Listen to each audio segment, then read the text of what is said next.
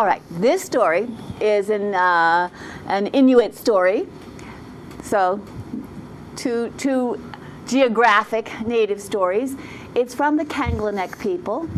I have not been able to find out much about the Kanglenek people. If you Google them, what you come up with is this story, which I found in a book a long time ago. I don't know which book.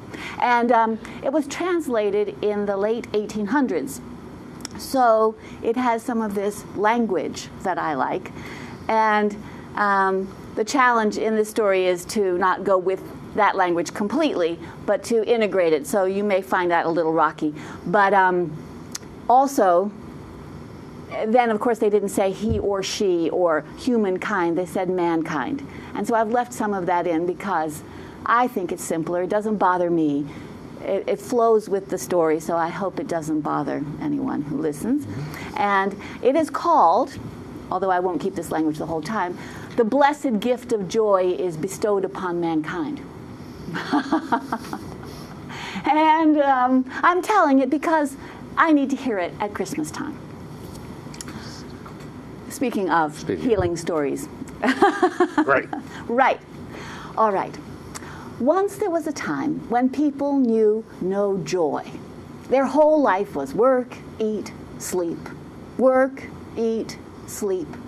The monotony rusted their minds. Now, at this time, there lived in an isolated house at the mouth of the Colville River a family, a father, a mother, and 3 sons, who were fast becoming young men. The parents were very proud of these boys, and were happy in the thought that in their old age, these boys would be able to provide for them.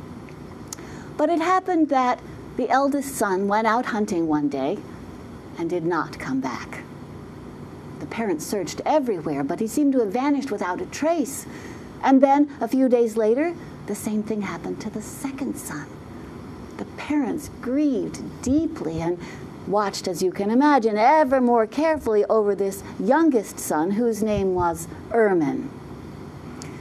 Now, Ermin was of an age to go out hunting and fishing with his father, but as the months passed, it became clear that Ermin preferred to go hunting for land animals, while his father preferred fishing.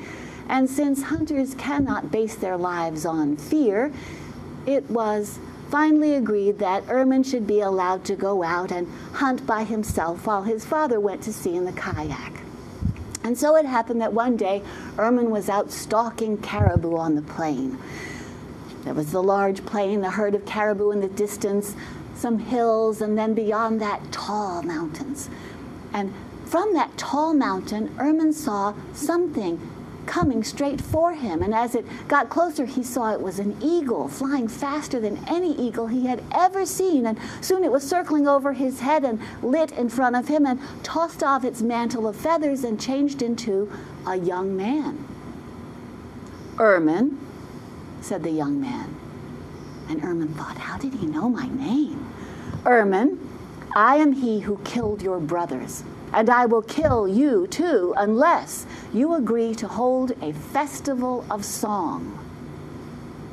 Festival? Song? "Will you or won't you?" "I will, but I don't know what these words mean." "Come with me. My mother will teach you," said the young man. And so they set off walking. They walked across the plain, over the hills, down into the valleys, up into the steeper hills, down into the gorges, and then up, up, up the tallest mountain. And as they neared the top, Ermin heard a strange noise. Ba-boom, ba-boom, ba-boom. "What is that noise?" he asked. "That is the sound of my mother's heart beating," said the eagle man. And Ermin was afraid. Well, they got to the top of the mountain, the sort of place where eagles like to build their nests, and there was a house, a human house, a small one, and they entered, and inside it was like an ordinary house, and there on the bunk sat a feeble, old, frail, sad-looking eagle. "Mother," said the young man to the eagle, "this is Ermin. He has agreed to hold a festival of song, but he says he doesn't even know what these words mean. He has come to learn from you." At these words, the mother eagle sat up straighter, and her eyes brightened, and she said, "The first thing you must do is build a kagsa."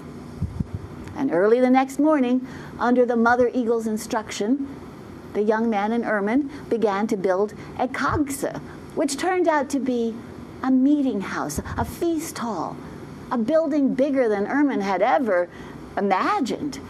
So during the day, they worked on this kagsa, and at night, the mother eagle taught him to think of memories, of hopes, of funny things that had happened to him, and to put those thoughts together into words, and then to put tones to the words so they could be sung. And then she showed him how to stretch caribou hides over hoops of wood and shells, and to make drums and tambourines, and then to move his body in the rhythm that went with the tambourines and the drums. And when he had learned to sing songs and dance with abandon, and when the kagsa was finished, she said, "You are ready. Go home, build a kagsa, make songs, then hunt and fill your larder with meat. And when you have done all this, go out and invite everyone you know to your festival." And Ermine said, "I don't know anyone. I have never even seen another human being apart from my parents and brothers." People are lonely because they have not received the gift of joy. Do as I tell you. Go out, you will find people. Now, I have given you a gift. You must give me a gift in return. A gift? Ermine had come from hunting. He brought no gift. And then he remembered that his arrows were lashed to the shaft with sinew string, and so he unwound that sinew and he gave it to the mother eagle for her sewing. And so his gift was easy. And then it was time to go, and Eagle Man stood at the edge of the mountain, and Ermine climbed on his back, and the eagle jumped off, and they plummeted and then caught a current that helped them go between the mountains and across the plain. It was terrifying and exhilarating, and Ermine thought, "I will turn this flight into a song." And then they were back where they had met. They were friends now. They bade each other farewell, and then Ermine walked home to his parents, who were, of course, overjoyed to see him. They were puzzled by the request, the demand of the mother eagle that they build a kagsa and make songs and have a festival. They had no way of understanding what she was talking about. But they agreed because they didn't want to lose this third child.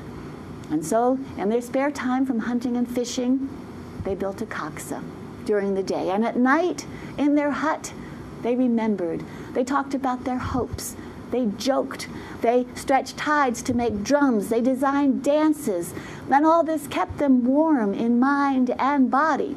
And during those nights, if you had walked by their huts, you would have seen the light inside and heard laughing and singing coming from the hut, whereas in other months when you had walked by, you would have heard only cold, bored snores. Well, finally, everything was ready, and Ermine went out to find these people that the mother eagle had promised him. And to his great surprise, he found them. Merry men always find company. Well, these people were always in twos and dressed in furs, beautiful fox furs, wolverine, lynx, silver fox, red fox. And they all agreed to come, and they all followed him right then and there into the kagsa. It was a glorious time. They told stories, they traded songs, they taught each other dances, they feasted, they became friends, they joked. And not until the morning light broke into the kagsa did the guests begin to leave. And as they left, they fell forward onto their hands and scampered away, as the animals they had been before the mother eagle called them to answer Ermine when he went out. Thus we see the power of joy that can turn animals into humans. and also that animals who have always been more light-hearted than people were the ones to be our first guests at a festival. Some days after this, Ermine was out again stalking the caribou, and he saw the eagle coming towards him. He lit in front of him and said, "Ermine, my mother misses you. She'd like you to come for a visit." "Gladly," said Ermine, and they set off walking. But before they'd gone too far, another eagle came flying, speeding from the mountain, and lit in front of them, and it was the mother eagle. But she was strong. She had regained her youth, because you see, when men celebrate and are joyful together, even old eagles become young. This is the story of how joy and merrymaking came to the people of the Kanklenek tribe, who lived near the source of the Colville River. And to them, the eagle is a sacred bird of song and dance and all festivity.